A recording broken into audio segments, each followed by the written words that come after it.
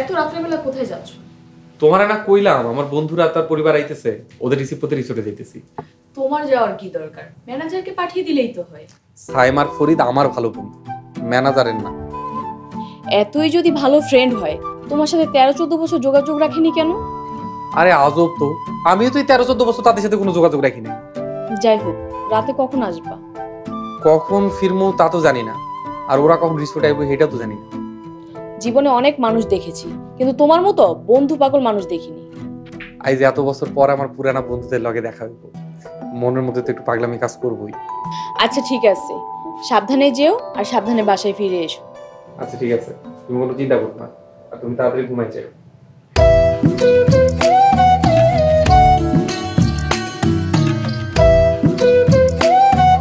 তুই ঠিকঠাক চিনিস তো এটা কিসের রিসোর্ট? গাফফর যেভাবে বলেছে সেভাবেই তো আসলাম। গাফফার না আসায় আমরা ঝামেলায় পড়ে গেলাম। হঠাৎ ওর বোর এমন অসুখ হবে কে জানতো। তাছাড়া ও না আসলে কোনো সমস্যা নেই, ও নাকি এখানে সবাইকে বলে রেখেছে। আশেপাশে তো কাউকে দেখছি না। হ্যাঁ, আপনাদের আসতে কোনো সমস্যা হয়নি তো? আপনি কে? আমি এই রিসোর্টের ম্যানেজার। গাফফার স্যার আপনাদের আসার কথা আমাকে মোবাইল করে জানিয়েছে। ও আচ্ছা, এই গাড়ির ভিতরে আমাদের লাগেজগুলো বের করার ব্যবস্থা করুন। লাগেজগুলো সব আমি নিতেছি। ও আচ্ছা, আপনি তাহলে এখানে কাজ করেন, গাড়ি থেকে লাগেজগুলো নামিয়ে রুমে পৌঁছে দিয়ে আসেন। জি আচ্ছা স্যার, আপনারা আসুন, আমি আপনাদের রুম দেখিয়ে দিচ্ছি। আসুন স্যার।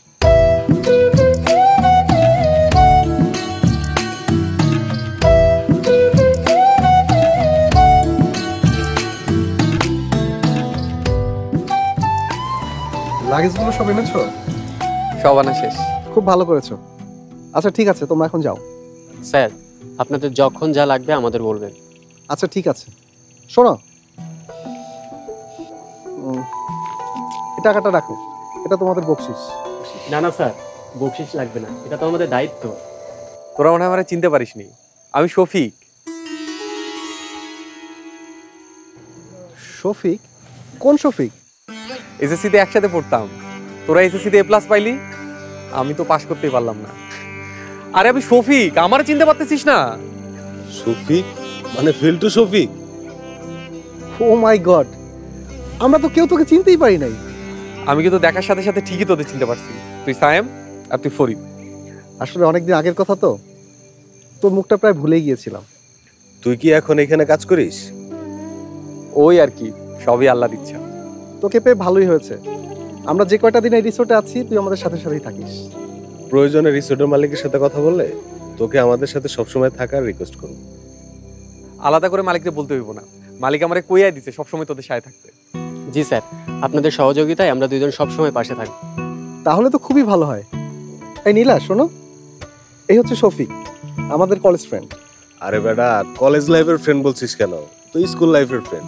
আমরা কলেজে উঠে গেলেও ও ফেল করে স্কুলে রয়ে গেছিল। My mistake. আচ্ছা শোনো নীলা, ও হচ্ছে আমার স্কুল ফ্রেন্ড শফিক, ওরফে ফেলটু শফিক। আচ্ছা শোনো না, আমার না খুব টায়ার্ড লাগতেছে। আমারও এত রাস্তা জার্নি করে এসে চোখের পাতা মেলতে পারছি না। আচ্ছা তোরা রেস্ট নে, আমি আজকে যাই। তুই কিন্তু সকাল সকাল চলে আসবি, আমরা কেউ কিন্তু গ্রামের কিছু চিনি না। তোরা কোনো চিন্তা করবি না, সকালবেলা দরজা খুলেই দেখবি আমি দরজার সামনে দাঁড়ায় আছি। দায়িত্ব কিন্তু নিলি, দায়িত্ব পালনে ফেল করিস না। না না, ইনশাআল্লাহ ফেল করব না। তাহলে আমরা আসি। চলে আসিস। আরে কথা মনে আছে? মনে আছে। বিকেলবেলা আমরা সবাই প্রাইভেটে যাইতাম। স্যার একটা মেয়ে ছিল, রত্না না রেণুকা কি যেন নাম। আমরা অঙ্ক না পারলে স্যারের হুকুমে বেত এনে দিত, আর স্যার আমাদের মারতেন। ও হচ্ছে রতন স্যারের মেয়ে রেণু। ফরিদ ভাই, সাইম ভাই, এবার নিশ্চয়ই চিনতে পেরেছেন। শফিক বন্ধু, তুই আমার বুকে আয়। স্যারের পিটুনির প্রতিশোধ একমাত্র তুই নিতে পেরেছিস। স্যারের মেয়েকে বিয়ে করেছিস, এর চেয়ে বড় প্রতিশোধ আর হতেই পারে না। সাইম ভাই, প্রতিশোধ কিন্তু বাবাও নিয়েছে। সারা জীবন তো ছাত্রকে শাসন করতে পারবে না, তাই মেয়ের জামাই বানিয়েছে, বাকি জীবন যেন মেয়ে শাসন করতে পারে। কিন্তু রতন স্যার যেরকম রাগী আর বিচক্ষণ মানুষ, তোর মতো ফেলটুসের কাছে তার মেয়ে বিয়ে দিল কিভাবে? আমাদের কিন্তু লাভ ম্যারেজ। বলিস কি রে শফিক, তোকে তো আর ফেলটুস বলা যাবে না। ভালোবাসার প্রতিযোগিতায় তুই তো আমাদের থেকে এক ধাপ এগিয়ে। ঠিকই বলেছেন, আপনার বন্ধু এদিক দিয়ে অনেক মেধাবী, প্রেম ভালোবাসার দিক দিয়ে সে একবারে গোল্ডেন A+। আচ্ছা, তোমরা কি এখানে শুধু গল্প করতে এসেছো? আর গল্প করা হলে তোমরা ঢাকাতেই করতে পারতাম। চলেন ভাবি, ওনারা গল্প করুক, আমরা একটু ঘুরে আসি। কি যে বলেন না ভাবি, আমরা তো এখনই ঘুরতে বেরোবো। তাছাড়া রিসোর্ট থেকে আপনাদের জন্য গাড়ির ব্যবস্থা করা হয়েছে। আরে গাড়ি তো আমাদের সাথেই আছে। এক গাড়িতে তো আর সবার জায়গা হবে না। আমরা গাড়িতে যাচ্ছি, তুই আর তোর বউ একটা রিক্সা নিয়ে আমাদের পিছন পিছন চলায়। শুধু শুধু আরেকটা গাড়ি ভাড়া করে বাড়তি খরচের কি দরকার? বাড়তি খরচ কেন হইব? এটা তো শুধু তোদের চলাচলের জন্য ব্যবস্থা করা হয়েছে। বাহ, রিসোর্টের মালিক তো দেখা যায় অনেক উদার, ক্লায়েন্টের জন্য গাড়ির সার্ভিসও দেয়। ফ্রি গাড়ি হলে সমস্যা নেই, 2 গাড়িতে সবাই আরামে এসে বৈশা ঘুরতে যাওয়া যাবে। ফ্রি কার সার্ভিস বলে কথা। ঠিক আছে, চলো।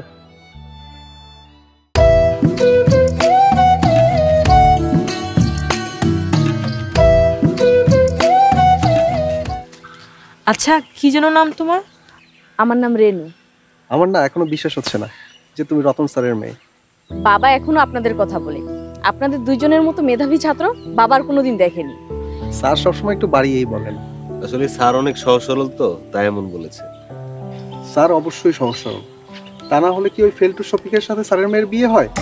স্যারের মেয়ের বিয়ে হতো বড় কোনো ডক্টর ইঞ্জিনিয়ারের সাথে। পরিবেশটা সুন্দর।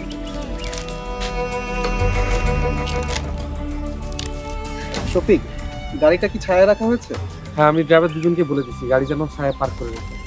আচ্ছা ঠিক আছে। তো শোন না, গ্রামে তো অনেকদিন আসি না, গ্রামের কোথায় কি আছে বিকেলে একটু চল ঘুরতে যাই। আচ্ছা, তোরা কোনো চিন্তা করিস না, আমি সব বন্দোবস্ত করতেছি। তোদের খুব সুন্দর একটা জায়গায় নিয়ে যাবো। কি সব বন্ধু তো বন্ধুই, আর ওরা আমারে কখনো অসম্মান করে না। কথায় কথায় ফেলটুস বলছে, এটা সেটা আনাচ্ছে তোমাকে দিয়ে। বন্ধুর দরকার পড়লে বন্ধুরই তো কইবো, তাই না? ডাকার মধ্যেও তো একটা আন্তরিকতা থাকে। অনেকদিন পর দেখা হয়েছে, তাই হয়তো একটু সংকোচের মধ্যে আছে। তুমিও তো তাদেরকে অনেকদিন পর দেখেছো, তোমার তো কোনো সংকোচ হচ্ছে না? শোনো রেনু, এত বিষয় ধরলে হয় না। তাছাড়া বন্ধু বান্ধবের মধ্যে একটু ফাইজলামি ইয়ার কি তো হইবই। এই জন্য তারা তোমাকে কথায় কথায় ফেলটুস বলে ডাকবে। আমার তো ভালোই লাগে, 13-14 বছর পর কেউ আবার আমার এই নামে ডাকতেছে। আমি তো অতীতে ফিরে যাইতেছি। খুব ভালো হয়েছে, অতীতে যখন ফিরে গিয়েছো ফর্ম ফিল আপ করে এসএসসি পরীক্ষাটাও দিয়ে আসো। শোনো রেনু, দেখো তো, এটা তো আসলেই বিপদ। এই রাগী বউ নিয়ে কিভাবে সংসার করবো? কথায় কথায় রাগ করে। কেন, আমি আবার কি বললাম? তোমার স্কুলের বন্ধু, একসাথে পড়েছো, তার জন্য কি সারাদিন ওই অশিক্ষিত মানুষটাকে নিয়ে ঘুরতে হবে? আচ্ছা, আমি কি গ্রামে কিছু চিনি? শফিক আমাদের সাথে থাকলে আমাদের তো সুবিধাই হয়। দেখো, তুমি একটা কোম্পানির জিএম, তোমার স্ট্যাটাস আর ওই অশিক্ষিত স্ট্যাটাস নিশ্চয়ই এক হবে না। সব আবল তাবল বলছো, আমাদের দুজনের স্ট্যাটাস কেন এক হতে যাবে? দেখো, আমরা এখানে হলিডে কাটাতে এসেছি, আমাদের একটা প্রাইভেসি থাকা দরকার। একটা অশিক্ষিত মূর্খ তার বউ নিয়ে সারাদিন আমাদের সাথে বান্দরের মতো ঘুরে বেড়াচ্ছে, এটা আমার একদমই পছন্দ না। আচ্ছা ঠিক আছে, কালকে আমরা নিজেরাই ঘুরতে বেরোবো। সত্যি? হ্যাঁ সত্যি। দেখো, চাঁদ উঠেছে। জায়গাটা বেশ সুন্দর।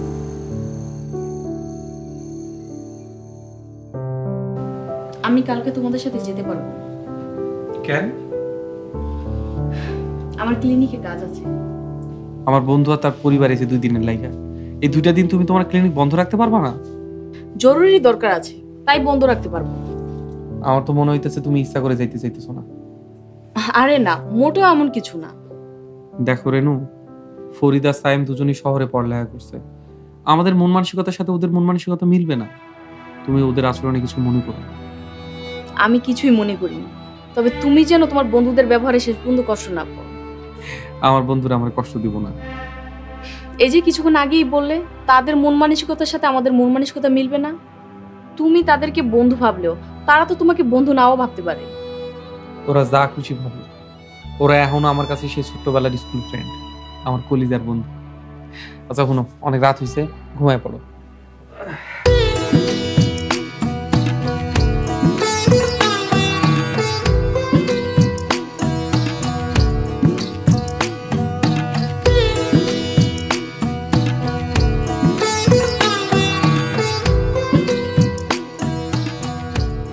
আমার আর এই গ্রাম ভালো লাগছে না, যত তাড়াতাড়ি সম্ভব ঢাকায় ফিরে চলো।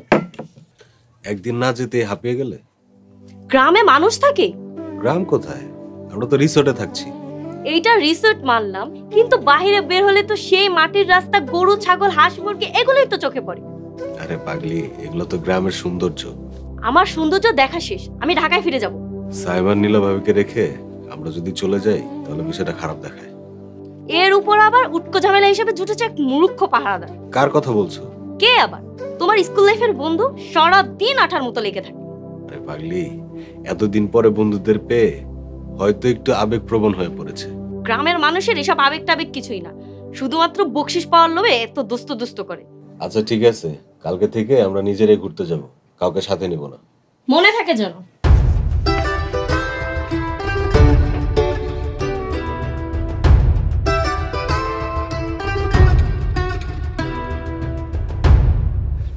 আজ কোথায় যাবি ক, আমি বন্দোবস্ত করে দিতেছি।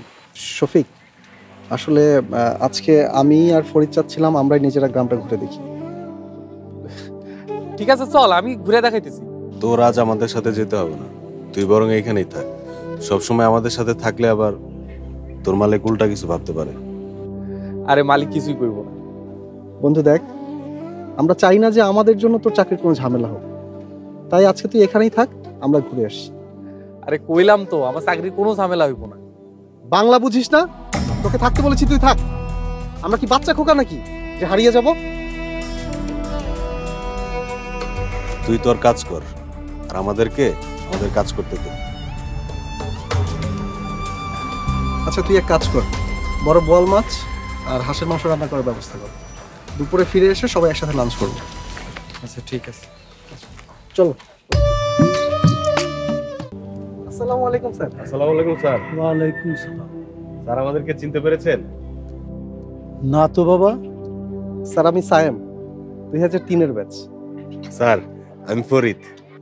ও Sayem, Farid, golden A plus, মনে পড়েছে। স্যারের দেখি সবই মনে আছে। মনে ঠিকই আছে, ইদানিং একটু চোখে কম দেখি, তাই চিনতে পারি নাই। স্যার পরিবার নিয়ে গ্রামে ছুটি কাটাতে এসেছি। খুব ভালো করেছো। রিসোর্টে উঠেছো নিশ্চয়ই? আমার মেয়ের জামাই তো। জি স্যার, শফিক যে রিসোর্টে চাকরি করে আমরা ওই রিসোর্টেই উঠেছি। এটা আপনি কি করলেন স্যার? এত বড় ভুল কিভাবে করলেন? আমি আবার কি ভুল করলাম? না মানে স্যার, আপনার মেয়ের সাথে কি নয় ফেলটু শফিকের বিয়ে দিলেন? তাতে কি, জামাই আমার লেখাপড়ায় দুর্বল, কিন্তু মানুষ হিসেবে তো ভালো।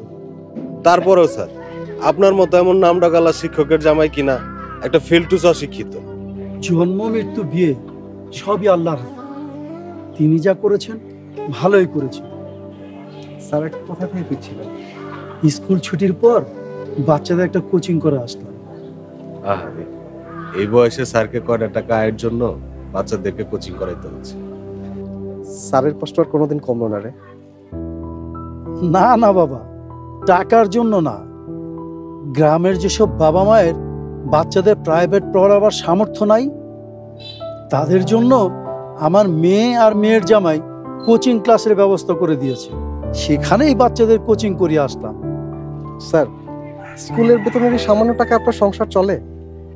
আলহামদুলিল্লাহ ভালোই চলে। তাছাড়া আমার মেয়ে এইখানে একটা ক্লিনিকে কাজ করে, সেখানেও কিছু আয় হয়। ছোট সংসার ভালোভাবেই চলে যায়। আপনার মেয়ে মানে শফিকের বউ রেনু আবার ক্লিনিকে কাজ করে, নার্স নাকি? না না, নার্স হবে কেন? আমার মেয়ে তো ডাক্তার, MBBS ডাক্তার। স্যার কি আমাদের সাথে মজা করছেন? এই বয়সে কি মজা করা ছাজে? স্যার আপনার MBBS পাশ করা মেয়েকে আপনি শফিকের সাথে বিয়ে দিয়েছেন? বিয়ের সময় তার রেনু ডাক্তার হয়নি। জামাই বাবাজি নিজে কষ্ট করে রেনুকে পড়ালেখা করিয়ে ডাক্তার বানিয়েছে। না স্যার, আপনি ভুল করছেন। আপনি চাইলে আপনার মেয়ের জন্য ভালো পাত্র জোগাড় করতে পারতেন। আমার মেয়ের জামাই নিয়ে আমার কোনো অভিযোগ নাই। আমার মেয়ের জামাই লাখে একটা। আমি আল্লাহর কাছে শুকরিয়া জানাই। স্যার আপনার মেয়ে আপনার বিষয়, আমাদের কাছে একটু খটকা লেগেছে, তাই আমরা বলেছি আর কি।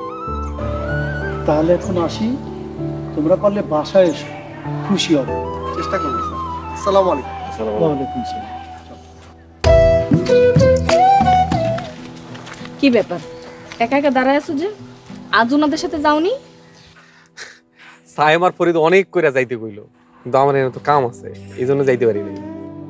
আমি কি তোমার নতুন বিয়ে করা বউ? 4 বছর প্রেম করছি, 3 বছর ধরে সংসার করতেছি। তোমার কি ধারণা তোমার মিথ্যা কথা আমি ধরতে পারবো না? আমি আবার কি মিথ্যা কথা কইলাম? তারা একাই ঘুরতে বের হয়ে গেছে, তোমাকে নেয়নি। হ্যাঁ, সাথে নেয়নি, তাতে কি হইছে? আমার জাত নষ্ট হয়ে গেছে?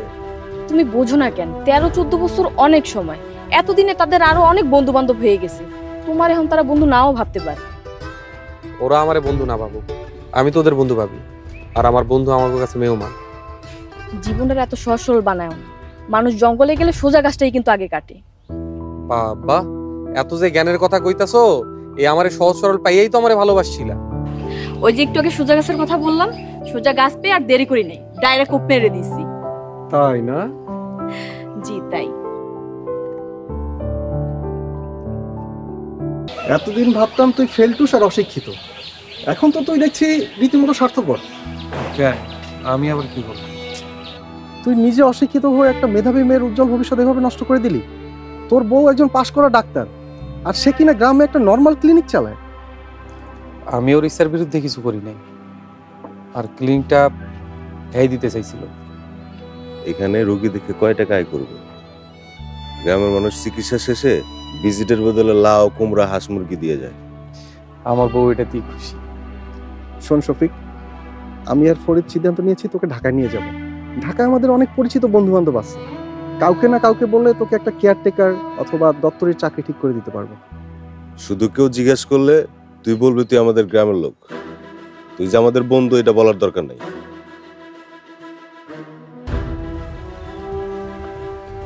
হাসিস কেন? তোদের কথা শুনে আমি এখানেই ভালো আছি রে। ঠান্ডা মাথায় বাপ, গ্রামে থেকে তুই কি করবি? ঢাকা গেলে এর থেকে ভালো বেতনে চাকরি করতে পারবি, আর তোর বউ ভালো একটা জায়গায় ডাক্তারি করতে পারবে। না রে, আমি গ্রাম ছেড়ে কোথাও যাবো না। সেটা তোর ব্যাপার, তবে বন্ধু হিসেবে বলা দরকার ছিল তাই বললাম। এখন ডিসিশন তোর। শোন, আমরা আগামীকালকে ঢাকা চলে যাচ্ছি। তোর সিদ্ধান্ত পরিবর্তন হলে আমাদেরকে জানাবি, আমরা তোর জন্য একটা ভালো চাকরির ব্যবস্থা করে দেব। তোরা আমার কথা ভাবছিস, এতেই আমি খুশি। আমি গ্রামেই থাকবো, এটা আমার ফাইনাল ডিসিশন। এই চল রুমে যাই। মানে তুমি একজন ডক্টর, তোমার মতো মেধাবী মেয়ের এই গ্রামে কোনো ফিউচার নেই। কে বলেছে ফিউচার নেই? গ্রামের মানুষের ভালোবাসা আর দোয়াতে আল্লাহর রহমতে অনেক সুখে আছি। এর নাম সুখ? আচ্ছা, ক্যারিয়ার না হয় বাদই দিলাম, তাই বলে এরকম একটা অশিক্ষিত কেয়ারটেকার বিয়ে করতে হবে কেন? আমি আমার স্বামীকে নিয়ে অনেক ভালো আছি, ও ছিল বলেই আমি ডাক্তার হতে পেরেছি। তোমার মতো সুন্দরী মেধাবী মেয়ের জন্য কত ডাক্তার, ইঞ্জিনিয়ার, অফিসার লাইন দেবে, আর তুমি কিনা বোকার মতো একটা অশিক্ষিত কেয়ারটেকারকে বিয়ে করলে আর জীবনটা নষ্ট করে ফেললে। দেখেন ভাবি, আমার স্বামীরে নিয়ে কেউ কিছু বললে আমার ভালো লাগে না। তাছাড়া আমি আমার স্বামীরে নিয়ে অনেক খুশি। এই হচ্ছে গ্রামের মেয়েদের প্রবলেম, বোঝে কম, চিল্লাই বেশি। কম বোঝে না, ঠিকই বুঝেছে, তার জন্যই তো মেজাজ খারাপ করে চলে গেছে। দেখবেন ভাবি মনে মনে ঠিকই আফসোস করবে। আচ্ছা থাকবে, এগুলো কিসের? আগামীকাল সাইমার করে চলে যাবো, তাই ওদের লাইগা আর ওদের বউয়ের লাইগা একটু উপহার কিনছি। খুব সুন্দর হয়েছে। আচ্ছা, নীলা ভাবি আর তোমার ভাবির পছন্দ হইব তো? সেটা বলা কঠিন, তবে মনে হয় পছন্দ হবে। প্রথমবার আমার বন্ধুরা আমার এখানে বেড়াইতে আইছে, ওদের কিছু উপহার না দিলে কেমন? খুবই ভালো করেছো। আচ্ছা, এগুলো ঢুকাই।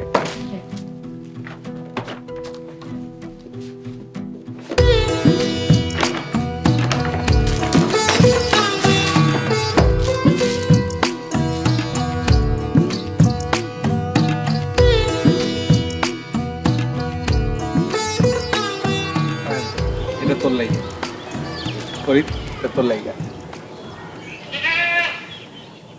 এটা নীলা ভাবি, তোমার ভাবি, এটা আপনার লাইগা। এসবের কি দরকার ছিল? কি যে কস না, ভাবিরা প্রথম আমাকে গ্রামে বেড়াইতে আইছে, খালি হাতে বিদায় দিই কেমন? শুধু শুধু বাড়তি খরচ না। আচ্ছা শফিক, এই টাকাটা ধর। না না, এটা এটা এটা হয় নাকি? আরে বেকুব, এটা বকশিস না, বন্ধু হিসেবে দিছি, রাখ। সত্যি সত্যি যদি বন্ধু ভাবস তাহলে এই টাকা আমি নিতে পারবো না, এই টাকা আমার দিস না। আচ্ছা ঠিক আছে, চলো গাড়িতে উঠি। এই দাঁড়াও, আমার জুতায় না ময়লা লেগেছে। আরে আসলেই তো ময়লা লাগছে, কিভাবে লাগলো? জানি না কোথা থেকে লাগলো, এখন তো এটা পরিষ্কার করতে হবে। শফিক দেখ না একটা রুমাল কিংবা কাপড় পাওয়া যায় কিনা, ওর জুতাটা তো পরিষ্কার করতে হবে। এই, তোমার বেডে ওকে টিস্যু আছে? থাকলে আপাতত দাও। টিস্যু তো শেষ হয়ে গেছে। আচ্ছা আপাতত এই শাড়িটা দিয়ে মুছে ফেলি, কি বলো? না না ভাবি, কিন্তু শফিকের দেওয়ার সাথে। আমাকে কখনো এসব শাড়ি পরতে দেখেছেন? আর এখন এই মুহূর্তে আমি জুতা মোছার কাপড় কই পাবো? আর ব্যাগে তো টিস্যুও নেই। ভাবি, আমি শাড়ি দিয়ে আপনার জুতো মুছে দিচ্ছি, শাড়িটা নষ্ট করবেন না। তাহলে স্যার, কর্মচারীর সামনে মালিক নিজের শার্ট খুলে জুতা পরিষ্কার করতে খুবই খারাপ লাগে। আমি ম্যাডামের জুতা পরিষ্কার করে দিচ্ছি। কে কর্মচারী, কে মালিক? আরে তুই ওনার কথা কান দিস না তো। ম্যানেজার সাহেব, আপনি কি বলতেছেন এসব? আমি ঠিকই বলছি, আপনারা যাকে দিয়ে এই লাগেজ টানাচ্ছেন তিনি আমাদের রিসোর্টের মালিক। যিনি নিজের শার্ট খুলে বন্ধুর ওয়াইফের জুতা পরিষ্কার করে দিচ্ছে তিনি আমাদের মালিক, শফিক স্যার। ম্যানেজার সাহেব, আপনি চুপ করেন। না স্যার, আমি চুপ করে থাকতে পারতেছি না। আপনার যদি খুব খারাপ লাগে আমাকে চাকরি থেকে বাদ দিতে পারে, কিন্তু কর্মচারীর সামনে মালিক যদি নিজের গায়ের শার্ট খুলে জুতা পরিষ্কার করে, এটা খুবই অপমানজনক। সাইম ফরিদ আমার বন্ধু, বন্ধুর জন্য আমি জীবনও দিয়ে দিতে পারি, আর শার্ট দিয়ে জুতা মোছা তো তুচ্ছ ব্যাপার। শফিক তুই নিজের পরিচয় কেন আমাদের সাথে গোপন করলি? যেদিন স্যার জানতে পেরেছেন আপনারা আসবেন, সেদিন স্যার আমাকে ডেকে বললেন। ম্যানেজার সাহেব, আজ কিন্তু আমার বন্ধু আর তার পরিবার এখানে আউনের কথা। জি স্যার, আমি বুকিং অনুযায়ী সব কিছু রেডি করে রেখেছি। বুকিং অনুযায়ী না, আমার বন্ধু আর তার পরিবার যখন যেটা চাইবো তখন তারা সেটা দেবেন, এর জন্য আলাদা কোনো চার্জ রাখবেন না। আর আমাকে যে ভিআইপি প্যাকেজটা আছে এটা তাকে উপহার হিসেবে দেবেন। জি স্যার। আমার বন্ধু আর তার পরিবারের যেন কোনো অযত্ন অবহেলা না হয়। অবশ্যই স্যার। শোনেন, আমার বন্ধুরা যেন জানতে না পারে আমি রিসোর্টের মালিক। কেন স্যার? আমি চাই ওরা আমার সাথে পুরাতন দিনের বন্ধুর মতো মিশুক, গল্প করুক। আমি অল্প শিক্ষিত হইলে কি হইব, ওরা কিন্তু সবাই উচ্চ শিক্ষিত। আমি এই রিসোর্টের মালিক জানলে আমার এই উপহার ওরা নিব না, ওদের আত্মসম্মান বোধে লাগবে। আমি চাই ওরা প্রাণ খুইলা সবকিছু উপভোগ করুক। ওকে স্যার, বুঝতে পেরেছি। অনেকদিন পর আমার বন্ধুদের লগে আমার দেখা হইতেছে, এই কয়টা দিন আমি অতীতে ফিরে দিতে চাই। জি স্যার, আপনি যেভাবে বলেছেন ওইভাবে হয়ে যাবে। ঠিক আছে, সবকিছু দেখে রাখেন। জি স্যার।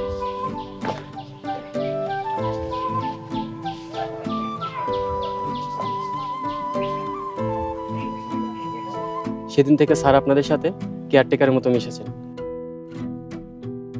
আর সারাক্ষণ আপনাদের পাশে থেকেছেন। আপনি জানতো ম্যানেজার সাহেব, আপনাকে দিয়ে কোনো কাজ হয় না, আপনার চাকরি আজ থেকেই শেষ। আপনি কেমন মানুষ সেটা আমরা সবাই জানি স্যার। আপনি হয়তো একটু পরে বকা দিবেন বা গালমন্দ করবেন, কিন্তু আমাকে চাকরি থেকে বাদ দিবেন না। হয়েছে, আপনাকে তো প্রশংসা করতে হবে না, আপনি যান, আপনার কথা যান। জি স্যার। একটাও কাজের না, সামান্য একটা অভিনয় করতে বলছিলাম সেটাও পারেন। কিন্তু বন্ধু, তোর অভিনয় আমরা হতবাক। এই কয়দিনে একবারের জন্য মনে হয়নি তুই এই রিসোর্টের মালিক। ভাই, আপনি আমাদের ব্যবহারে কষ্ট করেন ভাই, আপনি আমাকেও মাফ করে দিবেন প্লিজ। ছি ছি ভাবি, আপনারা এসব কইতাছেন কেন? এবার কিন্তু আমার নিজেরই দোষী মনে হচ্ছে। আচ্ছা তোমরা ব্যাগ নিয়ে ভিতরে বসো, গাড়িতে যাও, আমরা একটু আসছি। চল। কিন্তু তুই এত কিছু করলি কিভাবে? তোরা তো জানিস ছোটবেলা থেকে আমি পড়ালেখা অনেক দুর্বল ছিলাম। চাইনা টু এসএসসি পাস করলেও ইন্টারমিডিয়েট পাস করতে পারিনি। এরপর নিজের পরিশ্রমে আর কষ্টে একটা ব্যবসা দাঁড় করে, সেই ব্যবসার লাভের টাকায় বাপদাদার ভিটায় রিসোর্ট আর পিকনিক স্পটটা দেই। আমাদের এলাকা মোটামুটি পর্যটন শিল্পের জন্য ভালো। ব্যাস, ব্যবসাটা দাঁড় হয়ে গেল, আমার ভাগ্য খুলে গেল, আর বাকিটা তো তোরা দেখলি। অথচ প্রাতিষ্ঠানিক শিক্ষার মাপকাঠিতে পরিমাপ করতে গিয়ে তোকে আমরা বানিয়েছি অশিক্ষিত মূর্খ। আর আমরা কথায় কথায় তোকে অপমান করেছি। আরে ধুর, বন্ধু বান্ধবের মধ্যে এত নিয়ম কানুন চলে নাকি? একটু আত্ম তো ইয়ার কি করতেই পারোস, এগুলো না আমি কিছু মনে করি না। বন্ধু, আমি আজকে একটা জিনিস পরিষ্কারভাবে উপলব্ধি করেছি, শিক্ষা মানুষকে শিক্ষিত করতে পারলেও সত্যিকারের মানুষ বানাতে পারে না। সত্যিকারের মানুষ হতে হয় নিজের চেষ্টায়। আমরা বড় বড় সার্টিফিকেট আর ডিগ্রির পিছনে ছুটতে গিয়ে আমাদের বন্ধু বান্ধবদের থেকে দূরে সরে গেছি, মানবিকতা আর মনুষ্যত্ব থেকে দূরে সরে গেছি। তোরা কিন্তু আমার লজ্জায় ফেলাই দিতেছিস। দোস্ত, আমাদের তুই মাফ করে দে। আরে কি করতাছস তোরা? তুই গ্রামে থেকেও বন্ধুত্বের মর্যাদা দিতে পেরেছিস, আর আমরা শহরে থেকেও তোর বন্ধুত্বের কাছে হেরে গেলাম। আমাদেরকে ক্ষমা করে দিস দোস্ত। মাফ করতে পারি, তো একটা শর্ত আছে। কি শর্ত? প্রতি বছর অন্তত একবার আমাকে এখানে বেড়াইতেই তুই। এটা কোনো শর্ত হলো? এটা তো দাওয়াত, অবশ্যই আসবো। আর ভাগ্যে থাকলে তোর ভাতিজিও আমাদের সঙ্গে আসবে। তাইলে তো সেই দিন হইব আমার ঈদের দিন। একদম।